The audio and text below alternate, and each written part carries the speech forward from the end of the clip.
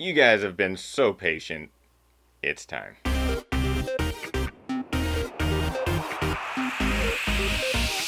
Ginger Runner.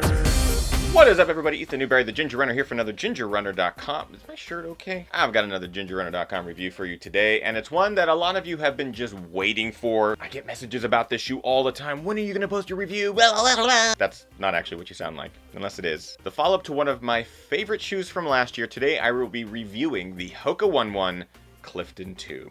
Alright. Now, does the shoe live up to the hype? Does the shoe fill its previous predecessor shoes? Just realized that filling shoes for shoes is just ridiculous. Basically, has Hoka gone and improved a shoe that I thought was great and easily one of my favorite road shoes and even some trail shoes from last year, the Clifton? Well, I'm going to be answering that exact question in today's review. I'm going to be identifying things that I like and dislike about this shoe. There are some things I do dislike, unfortunately, but they'll all be covered. So let's start with things that I like about the Hoka Clifton 2. First of all, it is essentially the same shoe, and that is a huge like for me because the Clifton was one of my favorite shoes from last year and just in general. Ran multiple marathons in that shoe. In fact, I still have the same pair. Half of it's back there on the shelf, but I put hundreds of miles in that one pair. And this remains relatively the same. The midsole material, the outsole, really there's only a few differences in the shoe. So if you felt at home in the Clifton 1, you'll feel pretty much at home in the Clifton 2. Padded tongue. They went and took the tongue on the previous version, which was very thin, and added some padding up there, which is good. Apparently, a lot of people had problems when they laced the shoe too tightly. They would get some pain across the top of their foot. I never ran into this issue. It can easily be determined by shoe size of your foot compared to the size or volume of the shoe itself. There's so many contributing factors, but they went ahead and added some padding to the tongue, and that's helped a lot of people out. Durability. I think the shoe is a bit more durable than the previous version. Again, people had issues busting through the upper. I never had the problem in the Clifton, but a lot of people did. So what they've done is they've gone back and reinforced the upper to be a bit more durable, so you're not getting a bunch of blowouts. I still haven't had that problem in this shoe either, so that's a good thing. The Ortholite insole. Now, I'm pretty sure it's a similar recipe to what they had in the previous version, but I have to say, for some reason, this one feels a little bit plusher. I think it's maybe a couple millimeters thicker than the original version, so that does take a bit of the volume away from inside of the shoe. However, as you start to wear it in, your foot becomes a little bit more accustomed to it. And I like it. I like that little addition, little detail. Even if it is the same as the first version, I felt it more in this version. As I mentioned, a lot of the likes are identical to the Clifton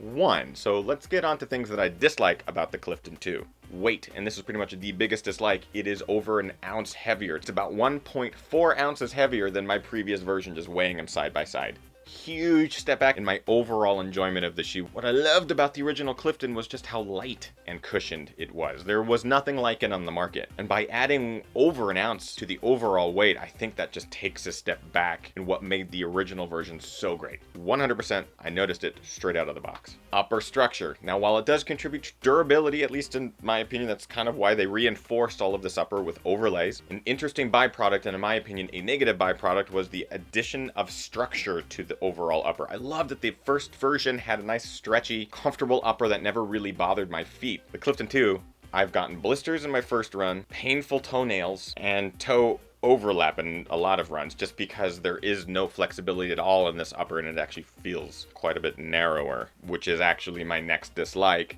Narrow. In measuring this shoe compared to the Clifton 1, 5 millimeters narrower, both on the outsole and on the upper. Whether or not that is a result of stretching and or wear in the Clifton 1 leading to a 5 millimeter difference, it actually meets how my feet are feeling inside of the shoe, which is claustrophobic. It just feels more narrow than the previous version, and that's a bummer. I want that original feeling back of a shoe that didn't feel totally overwhelming on my foot and allowed my foot to splay even a little bit. That being said, I highly encourage you to put this on your foot if you are a big fan of the Clifton 1. Just so you can get an idea for yourself how it fits your foot, because I think these are going to be different for everybody. So in the comments of this video, let me know, have you tried the Clifton 2?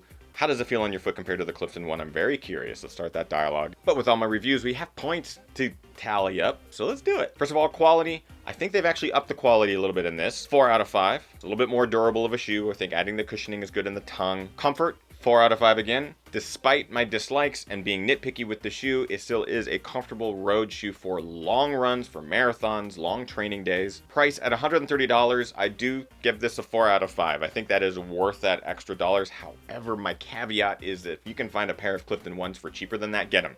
Get them now, because they're not going to be around much longer. And finally, looks. Really like the looks of this. Honestly, it's green, it's yellow, it's bright. I'm digging it. 4 out of 5. A bright shoe makes a happy Ginger. Brings our total to 16 out of 20. It's actually one less than the previous version, Clifton. So still very close in score, but I do prefer the first version to the second. We'll see what they do with the third version, which I imagine will come out eventually. In the meantime, I am going to be running in this quite a bit. And in fact, today's long run will be in this shoe. So, yeah.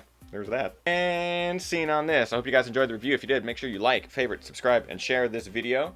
You can find me on all the social networks. Over on Twitter, it's @TheGingerRunner. On Facebook, facebook.com/TheGingerRunner. On Instagram, it's @EthanNewberry. And of course, GingerRunner.com. Live shows every single Monday at 6 p.m. Pacific Standard Time right here on the YouTube channel. And don't forget to visit Patreon.com/TheGingerRunner to find out how you can join the Patreon crew. Okay, that's it.